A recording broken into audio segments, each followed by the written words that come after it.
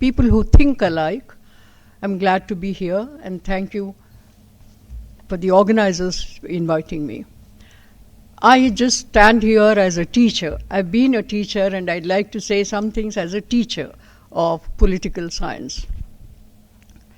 Can you hear? Yeah. You know, when I was teaching in the university, democracy, the way democracy functions in different countries, etc., the fundamentals that we taught were, based on certain ideals of liberty, equality, and fraternity, and basic principles of parliamentary democracy as responsibility of the executive to an elected parliament. Now, these things stayed in our minds, as you go on teaching. But today I wonder, even as individuals in our daily life, do we behave in a democratic manner? Forget about the state and government. As individuals, in our families, in the society, to other people, to our colleagues, or to our people on the streets, do we behave in a democratic manner? Do we respect other individuals as human beings? Is a question I keep asking. Because look at the way people behave sometimes on the streets. Or the worst thing that we hear today is people being, individuals of a particular community being lynched because they ate something. Things like this, you ask a question to yourself. And you see people being lynched, but you don't do anything to protect them. You take a video.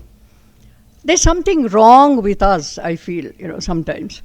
That we don't think democratically, we don't behave in a democratic manner. So I think we need to ask ourselves this question before anything else, in my view. In every way, in the family, how do we behave? How do men behave with the women? How does a husband behave with the wife? So many things, as vice versa. All these are issues that we need to think through. So that is one thing.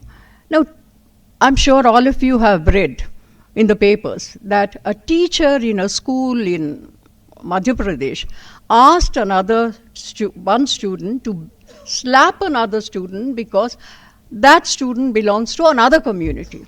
The majority community student are being asked to slap another student who belongs to a minority community.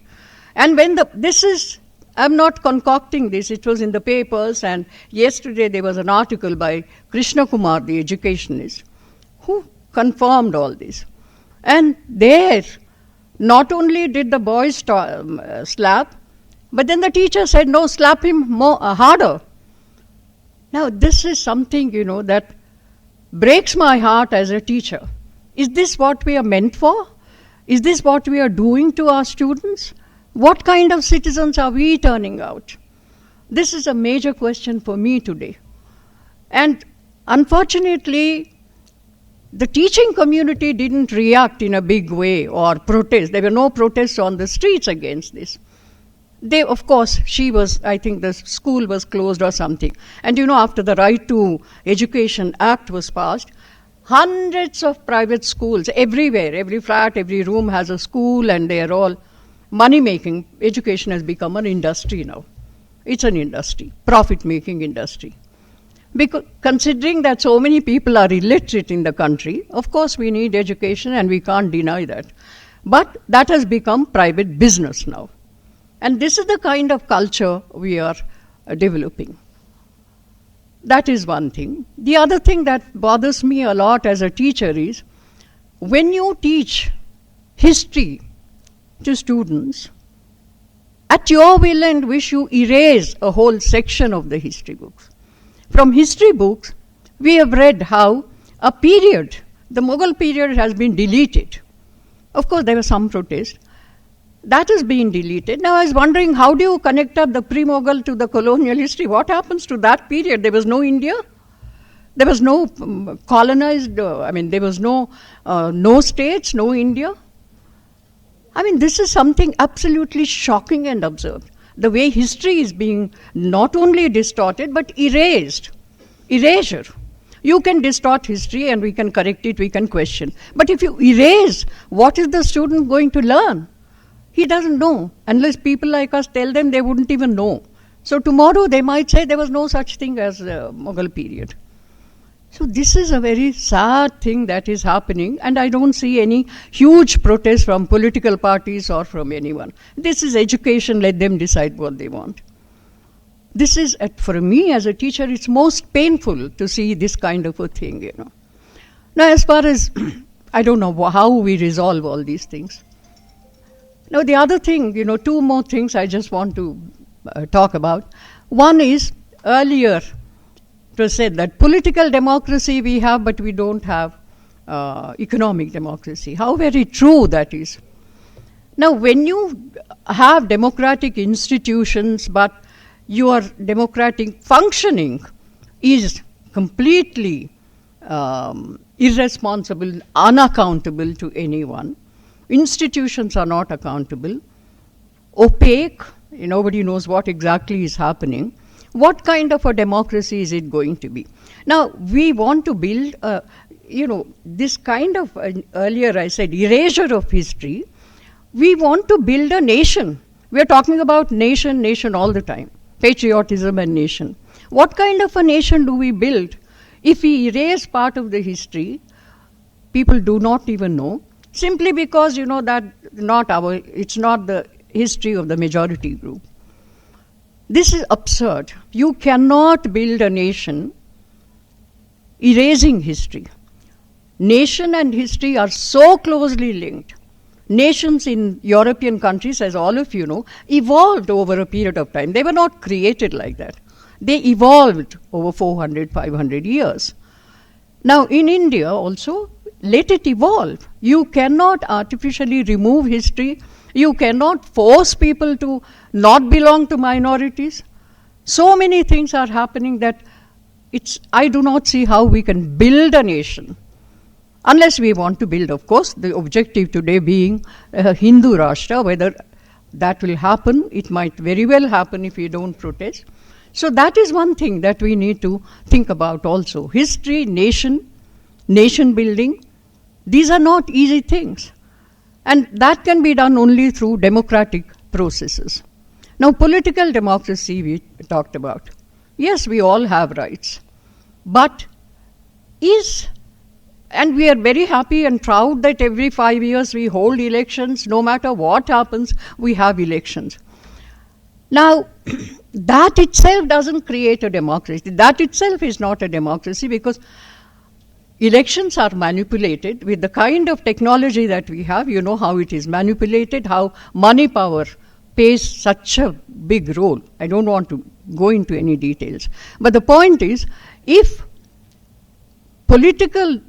the only threat we think to democracy is a coup d'etat, that's wrong.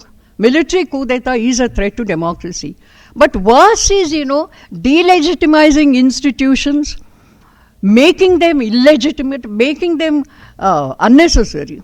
You can do away with institutions. No responsibility of the executive to the parliament. No media, which is such a watchdog of democracy.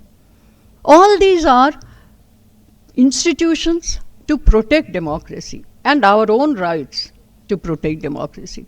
But if these are all erased, if these are all questioned or made irrelevant, then we cannot sustain democracy. And that is what is happening today. I'd also like to point out one thing. Today they are talking about political capitalism. Now, what is this political capitalism? Capitalism has always depended on state support to give them subsidies or whatever. And today we see how subsidies are given to private enterprise, private capitalists, etc. Now, it has always been political capitalism. But today in our country, what's happening is, there's no way one can question this. You can deny subsidies to an ordinary farmer or a worker, but Adanis and Ambanis get their subsidies, huge subsidies, and they can make their profits. Now, that kind of a support by the state to the capital is a huge issue here. And we need to think about that also. And finally, I would like to say, when citizens question, when people question, I mean, a lot can be said about political capitalism, what happens, the gap between the rich and the poor, how it is widening day by day. We all know the statistics, something like, the top 3% getting so much and the poorest not getting. So that's another thing. But lastly, I would just like to point out one thing, and that is, when people protest, when citizens are protesting in the streets, when women are standing out against the CAA, Citizenship Amendment Act, etc., so many things have happened. Gauri Lankesh, Kalburgi, all these people questioned everything. And what happened to them? They get either arrested or they get shot. Sudha Bharadwaj got arrested. Azad got arrested. So many people behind bars, simply because they questioned. And this kind of a thing can never sustain democracy. We have no democracy. That's why I feel, during the emergency, I'm sure Sudarshan Reddy Garu will agree with me, during the emergency, all of us were there fighting for our rights. But that was, we could still question. During that emergency, I'm not saying that was a perfect democracy, not at all. And that's why there was emergency. But still we could question. And at that point, our idea was to deepen democracy. Today, we are fighting to save democracy. Deepening democracy during the earlier period, we questioned, we wrote in the papers, we had meetings, we protested, etc. But today, we can't even do that. The executive and the people and the executive and the parliament are so distanced. We can neither question. If we question, it may not appear in the media, because media, we know, Godi media, whatever you call it. It's become that. That is the saddest part of the whole thing, So how do we reclaim democracy, reclaim republic? The republic, if it has to be reclaimed, we need to reclaim. We need to restore democracy. That can be done if we struggle collectively. And that collective struggle, as Angela Davis said, fight for freedom is eternal. We always have to fight, no matter who comes to power. There is always bound to be abuse of power. So we need to always question. Questioning is our right. Nobody can deny that. And freedom is what we all want. Freedom with responsibility. Thank you very much, and I hope.